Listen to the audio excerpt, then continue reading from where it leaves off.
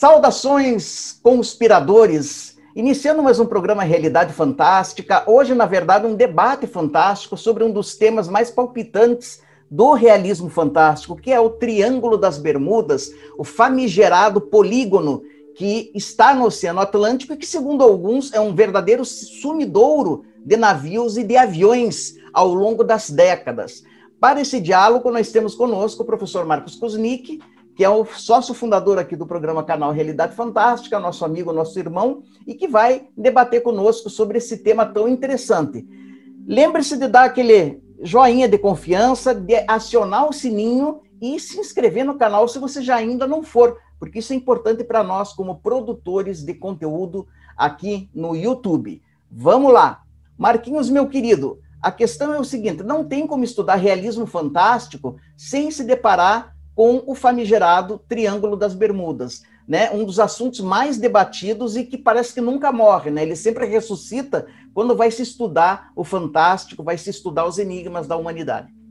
É verdade, Jamil. Bom, saudações a todos, né? Sejam bem-vindos a mais um vídeo aqui do canal. E, de fato, o Triângulo das Bermudas é um dos temas fantásticos que parece que nunca sai de moda. Às vezes fala-se menos nele, às vezes fala-se mais, mas é um dos assuntos mais palpitantes, né? Primeiro a gente tentar conceituar um pouco, né, Jamil? O que vem a ser esse Triângulo das Bermudas?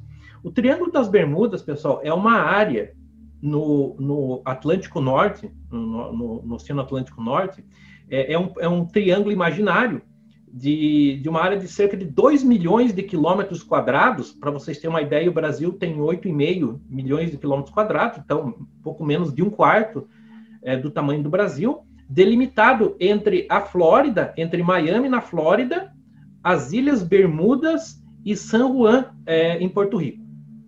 Então, essa região, desde séculos, na verdade, é reputada como sendo um sumidouro.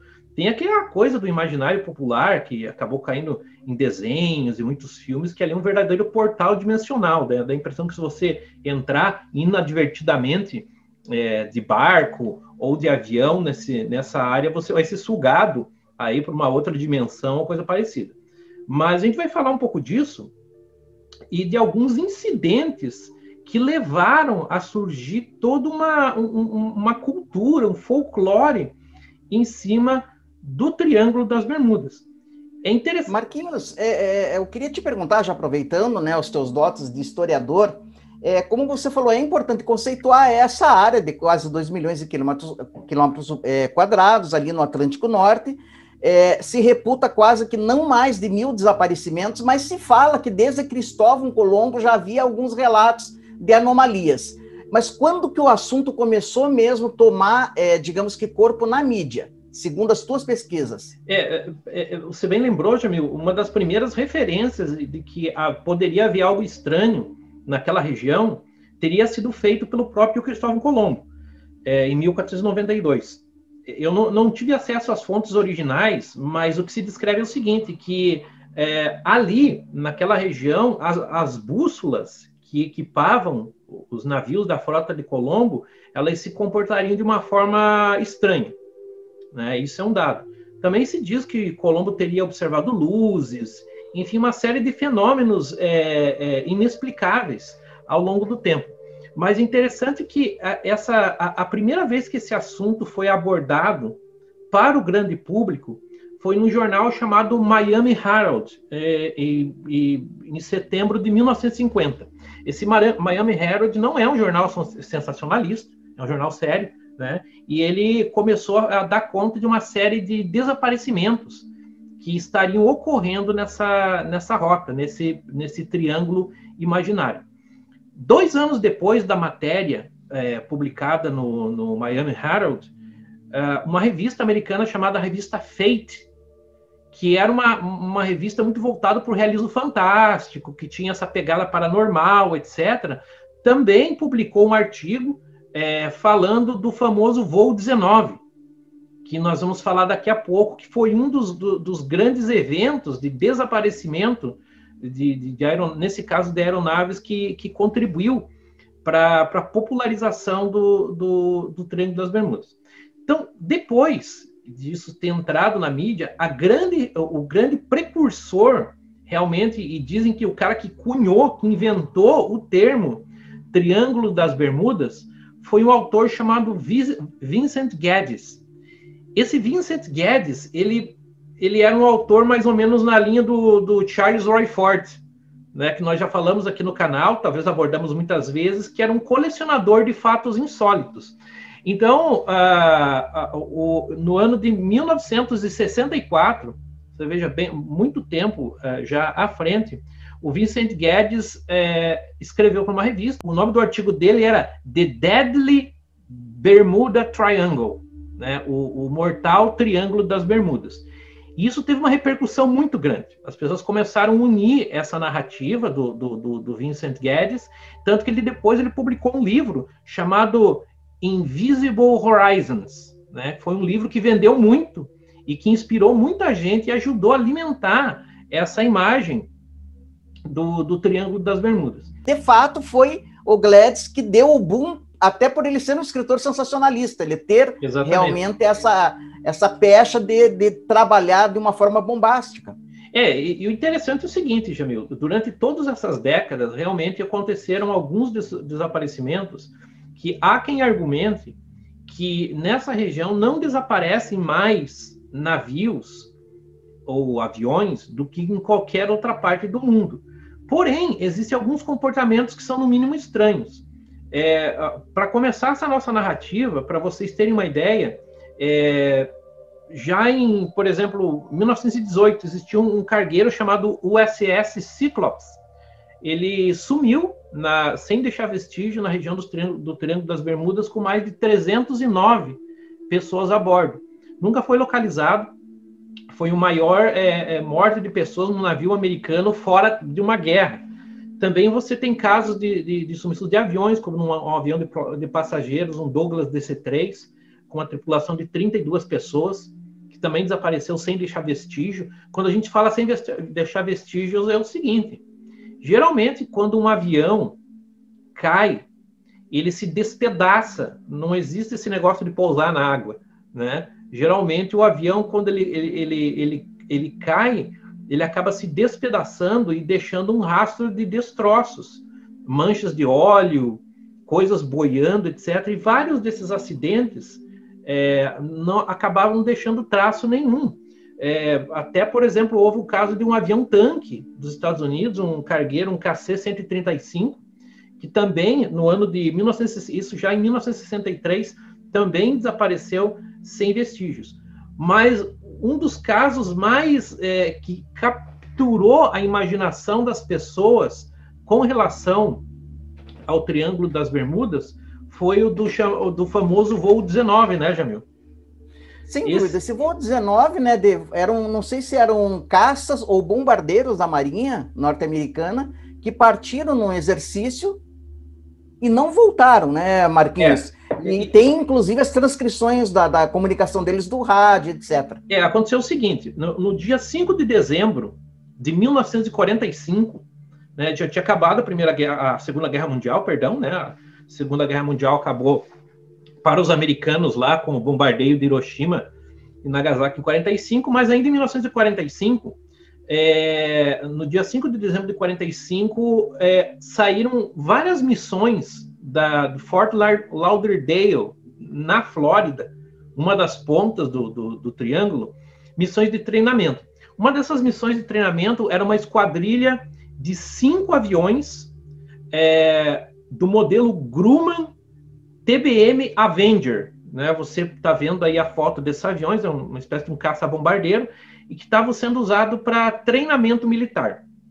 Então, o pessoal saiu ali da região, já tinham sido feitas várias operações durante o dia. Então, a tripulação desses cinco aviões era composta no total por 14 pessoas, que estavam divididas entre instrutores, pilotos e alunos. Então, a missão era o seguinte: sair de Fort Lauderdale, bombardear um rochedo e seguir para uma outra posição fixa. Nós temos que lembrar o seguinte, pessoal, que em 1945 algumas tecnologias ainda eram super sigilosas, como, por exemplo, o caso do radar. Não havia radar em terra acompanhando a movimentação desses aviões. E eles estavam equipados com bússola e com rádio. E parte do exercício era justamente fazer a orientação, a navegação. O que acontece? Os TBM Avengers decolam, né, os 5 aviões, vão até a posição que tinha sido acordada, fazem o bombardeiro e seguem para uma outra distância. Então, o que acontece? O bombardeiro foi feito com sucesso, eles detectaram que realmente houve o bombardeio com sucesso, mas logo começaram umas conversas do líder, do instrutor líder, dizendo que a bússola, tinha 2 bússolas a bordo do avião dele, estavam com indicações confusas. E ele se perdeu, ele não sabia onde estava. Aí ele achou que estava indo para o sul da Flórida, mas não foi localizado lá, eles se perderam. Então, ele começou a haver uma série de falhas de comunicação, o rádio parecia falhar, né? O rádio parecia falhar, e por volta de 18 horas e 20 minutos, ou seja, mais ou menos 4 horas depois que os aviões tinham decolado e não estavam se localizando, houve a última comunicação por rádio, onde os pilotos avisavam, o líder, né, avisava que estavam ficando sem combustível e que fariam um pouso forçado no mar. O fato é que não foram encontrados os destroços de nenhuma das 5 aeronaves TBM Avenger. Ou seja, se caíram, supondo que seja um evento de desorientação espacial da tripulação, eles poderiam ter caído, não se despedaçado e afundado logo em seguida. Mas as conversas eram muito estranhas, e teve mais um evento que apimentou ainda mais. É claro que o pessoal,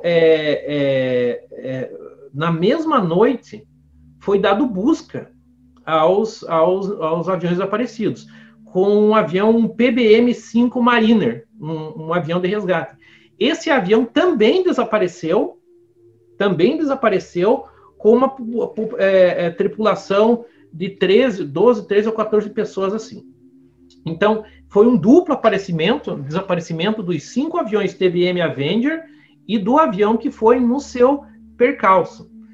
E isso foi tão marcante, Jamil, que o Steven Spielberg, no filme Contatos Imediatos do Terceiro Grau, tem uma cena que os extraterrestres estão devolvendo a tripulação dos aviões sumidos, dos aviões Avenger.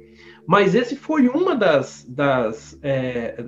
dos casos bem documentados que teve. O que realmente causa espécie é que nenhum tipo de destroço, mancha de óleo, corpo ou coisa parecida foi localizada.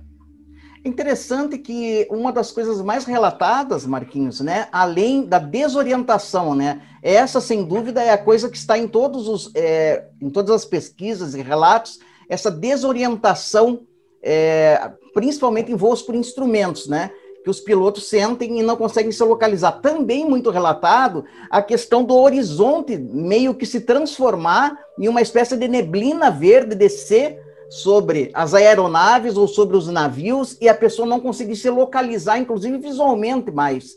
Então, várias teorias, desde as mais fantásticas e bizarras, né? Porque sempre há o extremismo, até as naturalistas foram propostas para isso que lá está acontecendo. Eu tenho um dado aqui, por exemplo, que diz que o último desaparecimento misterioso foi em 99, né? Não faz tanto tempo assim, de um cargueiro Gênesis, que partiu do Porto de São Vicente, de 465 toneladas, desapareceu também, sem deixar vestígios, nunca nada dele foi encontrado, na mesma área do Triângulo das Bermudas. E daí para trás, né, e eventualmente alguma coisa acontece. Como disse o Marquinhos, não com a frequência que todo mundo acha, que é simplesmente você voar ali ou navegar ali, pronto, vai desaparecer.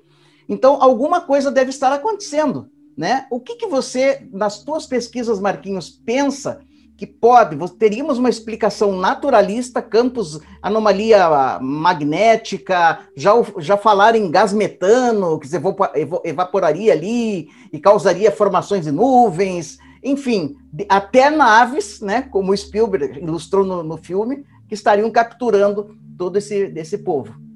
O que a gente sabe com certeza é o seguinte, Jamil, eu costumo dizer assim, que a melhor forma de você desacreditar uma história, ou desacreditar um evento, é começar a promover histórias fantásticas ou absurdas a respeito do mesmo evento. Então, toda vez que se escreve um livro, um filme, né, uma ficção, tudo bem, né, que tenta se inspirar no evento. Mas houve livros, assim, como, por exemplo, tem um lá, Eu Escapei do Triângulo das Bermudas, né, que o cara teria sido sequestrado, encontrou uma raça de pessoas. Né? Então, o que acontece? Nós vemos que, de um lado, boa parte desses desaparecimentos, eles podem ser explicados, sim, pelos acidentes aéreos e de navegação que são comuns. Como eu mencionei, alguém até falou que num documentário, perguntaram à seguradora Lloyds, que é a maior seguradora do mundo de navios e que tem uma base de dados gigantesca sobre naufrágios, quedas de avião, etc. E segundo a Lloyds, não há um número maior de desaparecimento naquela região do que em outras regiões do mundo. Porém, aí a questão do porém é a gente perceber a persistência dos relatos e a forma como eles são feitos. Você bem lembrou várias explicações naturais para que aquela região se tornasse especialmente perigosa. Alguns falam da questão do clima, realmente é uma região bastante fustigada por tempestades, por tornados. Outros falaram em anomalias geomagnéticas, talvez até intermitentes, que causassem desorientação em bússolas ou em instrumentos de navegação. Também essa questão do gás metano, se foi falado que subiriam bolhas de gás metano dessa região, o que deixaria a água, entre aspas, mais leve, favoreceria o afundamento, o naufrágio de certos navios. O fato é que se de um lado você tem relatos, como o caso dos TBM Avengers, muita gente justifica o seguinte: por que eles não foram encontrados? Porque os aviões eram bem resistentes, eles lograram êxito em fazer o pouso na água, mas afundaram inteiros. Aí não houve vestígios. Mas, de qualquer maneira, a gente sabe que o Triângulo das Bermudas é apenas um de vários pontos ao redor da Terra que apresentam esse tipo de anomalia para os viajantes. Ali é uma região que tem um tráfego tanto marinho, né, tanto naval, melhor dizendo, quanto aeronáutico bastante intenso. Agora, houve, claro, muitos relatos disso que você falou, de ver um horizonte verde, dos instrumentos entrarem em pane. Então, a minha avaliação é o seguinte: eu acho que, de um lado, nós podemos atribuir aos desaparecimentos, a muitos deles, causas naturais, mas ainda deixa alguns fios soltos nessa história. Tanto que ainda jornalistas, como você falou, as primeiras pessoas que deram conta de relatar esses fenômenos antes do Guedes ainda, foi o Miami Herald, que, como eu falei, é um jornal sério. Então, independentemente disso, claro que hoje, Jamil, enganar o processo de navegação ele é mais difícil. Porque antes, se a gente pensar do tempo dos TBM Avengers, ou de outros desaparecimentos que ocorreram nos anos 70, e até 90, ainda a navegação e a aviação não se fiava, por exemplo, em localização via satélite, né? Que hoje, então, há quem argumente contra, dizendo assim, não, mas como que não desapareceu a partir de agora? Né? Digamos, de 20 anos para cá. O fato é que nós não sabemos com certeza, mas a impressão é que há alguma coisa naquela região que acaba refletindo nessa desorientação de certas aeronaves e navios na região. Sem dúvida, também não podemos esquecer, né, Marquinhos, de um poliglota, arqueólogo, escritor norte-americano, que também ajudou muito a popularizar o tema, que é o Charles Berlitz, né? Ele escreveu mais ou menos na década de 70 2 livros muito, vamos chamar assim, impactantes, que é o Triângulo das Bermudas e sem deixar vestígios. Na obra, até onde eu lembro, né, eu li várias vezes, mas já faz algum tempinho, ele não avança em nenhuma teoria específica, ele vai simplesmente catalogando, né, os acontecimentos e deixando o mistério no ar. O fato é que ainda hoje é um tema controverso e que causa, sem dúvida, arrepios em muitas pessoas. Se fala também que no Japão tem uma outra área, também conhecida como Triângulo do Diabo, ou qualquer coisa assim, no Japão, que apresenta essa anomalia. Como disse o Marquinhos, não sabemos se é uma anomalia eletromagnética, se você tem ali outros fenômenos naturais que podem explicar isso, ou se há, de fato, algum tipo de interferência, não sabemos que tipo de interferência que pode estar ocasionando. O fato é que o nosso mundo ainda é cheio de mistérios, muitos deles a ciência derrubou, e a ciência serve para isso mesmo, né? Esclarecer, acabar com muitos dos mistérios, mas há mistérios que a ciência não dá conta. E talvez só as paraciências e o esoterismo possam explicar. Então, eu penso o seguinte, a gente tem que dar uma chance, né? O nosso bom senso sempre tem que dar uma chance à dupla narrativa.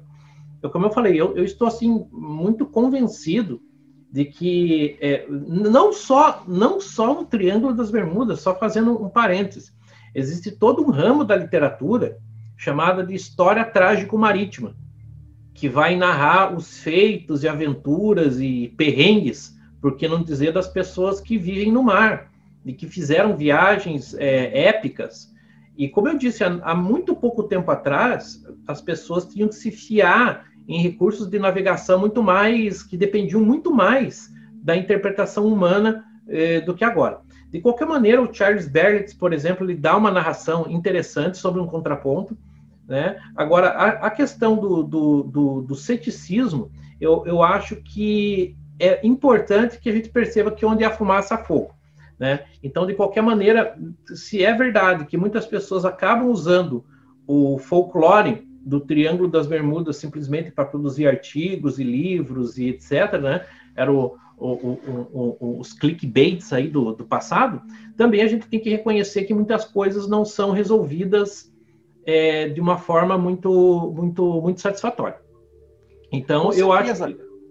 Você deve ter ouvido falar, né, Marquinhos, também do famoso holandês voador, que é um dos... entra aí para os folclores marítimos, né? E que alguns diriam, mas esse caso já está mais para mim, para fantasmagoria mesmo, para ficção, mas que é muito interessante.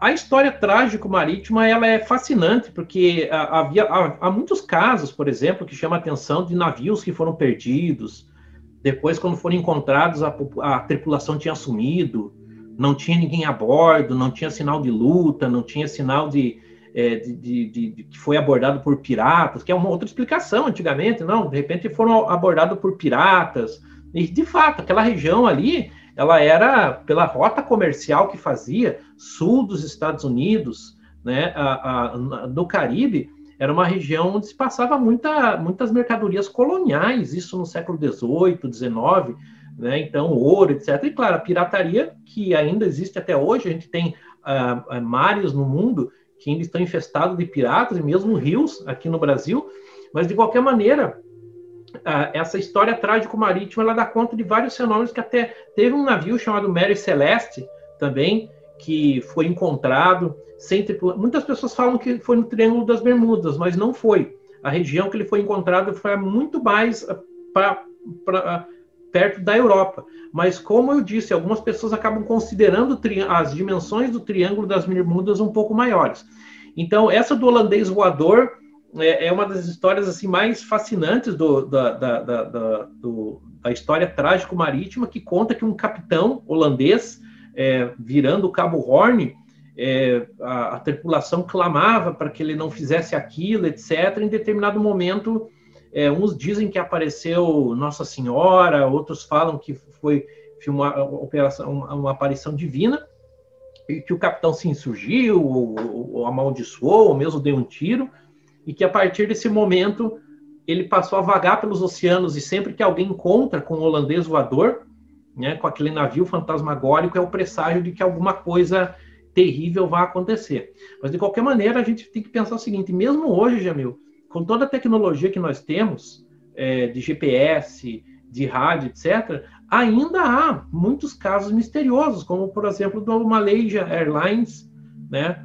Aquele famoso desaparecimento. É interessante o seguinte, até falando do Triângulo das Bermudas, alguém observou que é curioso que a maioria desses, quase todos esses desaparecimentos registrados no Triângulo das Bermudas, ou são voos particulares, ou são militares. Militares, né? Não tem notícia de um voo de carreira, de um voo de companhia aérea que tenha desaparecido no Triângulo das Bermudas. Agora, Jamil, eu assim, para colocar um possível encaminhamento nessa questão, existem algumas teorias assim que são muito antigas, e a gente liga isso à percepção da radiestesia e outros conhecimentos antigos, de que existem certos pontos na superfície da Terra que são especiais, que irradiam uma energia especial, e que muitas das construções do passado, sejam das pirâmides, sejam de templos religiosos, de catedrais, de locais de oração, de peregrinação, megalitos pré-históricos, não teriam sido colocados aleatoriamente naquele local, que algumas pessoas têm essa sensibilidade. Na Inglaterra, por exemplo, existem os famosos leis, né? Que são as linhas-leis, né? As linhas-leis, que são posições no solo que seriam como veios de energia, e se você for seguindo aquela linha, você vai ver que muitos monumentos megalíticos e mesmo igrejas cristãs foram construídas seguindo isso. Imagine que o Triângulo das Bermudas poderia ser um ponto de irradiação energética, para usar um termo bem geral, né? Às vezes a gente acaba usando abusadamente essa questão energia, porque a gente não tem outro adjetivo, né, para definir, possa de alguma forma. Talvez hoje, com os recursos de navegação mais modernos, não seja tão suscetível. Mas o fato é que, novamente, entra ano e sai ano, né, desde os longínquos desaparecimentos de aviões aí no início, no meio do século XX até agora, as pessoas continuam falando e ainda vão falar por muito tempo no Triângulo das Bermudas. Com certeza, tanto que, para um último dado, por exemplo, que me chegou, foi que isso é relativamente recente. Vocês vão ver pelo modelo do avião 727 da National Airlines, ele ficou sem radar no Triângulo das Bermudas, né, mais ou menos recentemente, porque o 727 é um avião relativamente defasado, né? Durante 10 minutos sem radar, tempo em que o piloto relatou novamente o tradicional nevoeiro, em que desorientou toda a tripulação. E quando eles conseguiram aterrissar, todos os relógios a bordo e o cronômetro do avião perderam exatamente 10 minutos. Quer dizer, os relatos pipocam de vez em quando, o mistério permanece, e pessoalmente, eu creio que a explicação vai mais para o lado do que o Marquinhos colocou aí, talvez uma anomalia eletromagnética mesmo. Isso provavelmente foi já mapeado pelos antigos que detinham esse conhecimento, e nós, aos poucos, vamos recuperando. Sem dúvida, é um tema fascinante. A gente chegou a falar em bibliografia, eu penso que os livros do Charles Berlitz pode ser interessante você ler, né? Estão aparecendo aí, pelo menos para tomar conhecimento, mantendo sempre a mente aberta, né? Lembrando-se daquele conselho que o Buda nos deu, né? Para não acreditarmos apenas por ler ou ouvir falar e etc. Né? Vamos pesquisar, manter a mente aberta e depois tirar nossas conclusões. Marquinhos, suas palavras finais, meu amigo. Olha, eu digo o seguinte, né? Sempre que a gente vai fazer uma investigação, sempre que nós estamos interessados em algum assunto, a gente aprende, né? Pelo menos assim eu aprendi no curso de História, a gente teria que buscar as fontes primárias, ou seja, os documentos originais. Porque a gente vê que muitas vezes, por exemplo, até naquele caso do desaparecimento do avião de buscas, que foi atrás dos TBM Avengers, dizem que um navio petroleiro chegou a avistar uma explosão, mais ou menos na posição que aquele PBM-5 Mariner, né, que era o avião de resgate, deveria estar. E muitas pessoas dizem que aquele PBM Mariner era um avião que tinha problema, enfim. Então, de um lado, a gente sempre tem que buscar as fontes primárias. Muitas vezes a gente não tem as fontes primárias, né, à disposição. mas a gente tem muitas vezes órgãos de investigação que têm um critério de seriedade, né? Órgãos de nós vivemos hoje, pessoal, isso é uma coisa que a gente percebe, uma era de fragmentação brutal da informação, né? Qualquer um pode irradiar a teoria que lhe apeteça. E, infelizmente, a gente tem visto que, em alguns casos, essa ferramenta maravilhosa, qual a gente está vendo aqui, que é a internet, ela contribui para alargar os horizontes, para nos ensinar várias coisas que, de outra forma, talvez fosse difícil que tivéssemos acesso, mas, de outro lado, ela também ajuda a propalar, inclusive, teorias descabidas que não tem... É inacreditável, como, por exemplo, sei lá, terraplanismo, né? Que é inacreditável. A primeira vez que eu ouvi isso falar de terraplanismo, né, Jamil, foi do nosso amigo querido Jaime Lauda, né? O Jaime, lá em 1988, 89, uma vez eu entrei no escritório dele lá, eu era adolescente, e ele me falou, puxa, olha, aqui tem uma sociedade da Terra plana. Eu falei, mas como assim, sociedade da Terra plana? E hoje nós estamos em pleno 2021, ainda debatendo isso. Agora, na questão do Triângulo das Bermudas, vamos supor que eu fosse vamos só supor, que eu fosse alguém interessado em desacreditar esse fenômeno, dizer que não tem nada e fazer um acobertamento. Uma das técnicas mais usadas no acobertamento é inserir informações propositalmente absurdas para desacreditar a coisa como um todo. Então, você vai ver pessoas confiáveis falando besteira e pessoas que não são confiáveis falando a verdade. Isso confunde o público, e tem sido assim, não só com esse tema do Triângulo das Bermudas, como da ufologia, por exemplo, em geral, onde a gente não consegue hoje, com muita facilidade, separar aquilo que é de uma fonte segura, de alguém que realmente viu, que registrou isso de alguma maneira, das quase maiorias de fantasias e fraudes que tem por aí. O Triângulo das Bermudas é certamente um desses casos. Realmente nos parece que alguma coisa estranha acontece lá, mas se nós não pudermos realmente ter acesso aos relatórios originais, às fontes primárias, como a gente diz, vamos atrás, né, de pessoas que pelo menos sustentem a sua argumentação de uma forma lógica e documentada. Então, eu acho que nem de um jeito nem do outro, nem devemos dizer, olha, esse negócio de Triângulo das Bermudas é um disparate, não tem nada a ver, etc., porque realmente existem fenômenos estranhos, e nem devemos aceitar qualquer história maluca, mas é por isso que eu acho, ainda muito tempo nós vamos ouvir falar do Triângulo das Bermudas, né, que volta e meia alguma coisa estranha continua acontecendo por lá. Maravilha, esse foi mais um tema das paraciências. Queremos trazer mais a miúdo esses temas palpitantes, temos muitos outros aí para abordar, né, que faz parte desse rol dos fenômenos chamados fortianos. Já falamos no Livro dos Danados, do Charles Roy Forte, né, que compilou jornalisticamente uma série de temas inexplicáveis, né? De quando em quando nós vamos trazendo esses temas, vamos dando a nossa versão. O canal Realidade Fantástica, como bem lembrou Marquinhos, não é um canal sensacionalista, trabalha com o esoterismo, o ocultismo e as paraciências clássicas de uma forma até onde for possível fundamentada. Não damos aso aqui a fantasias, mas também não ao ceticismo dogmático, né? Porque não é o nosso caso. Bom, quero lembrar também agora no final do programa que você pode ser membro do canal Realidade Fantástica. Você clica aí no Seja Membro e veja como você pode ajudar o canal a continuar ajudando tantas pessoas, e são muitas, a gente sabe disso, a receber esses conteúdos de uma forma equilibrada, de uma forma serena e que alarga os horizontes. Marquinhos, meu querido, mais um debate e vamos preparar já o próximo aí dessa linha de realismo fantástico. Exatamente, pessoal. O que você acha aí do Triângulo das Bermudas, né? Existe, não existe? Você conhece alguma história? Deixa aqui nos comentários, né? Sugira também temas aqui para o canal Realidade Fantástica, aqui nos comentários, né? Como o Jamil gosta de dizer, na medida do possível a gente responde ou pelo menos lê a todos, né, Jamil? E sempre procurando, como o Jamil falou, nem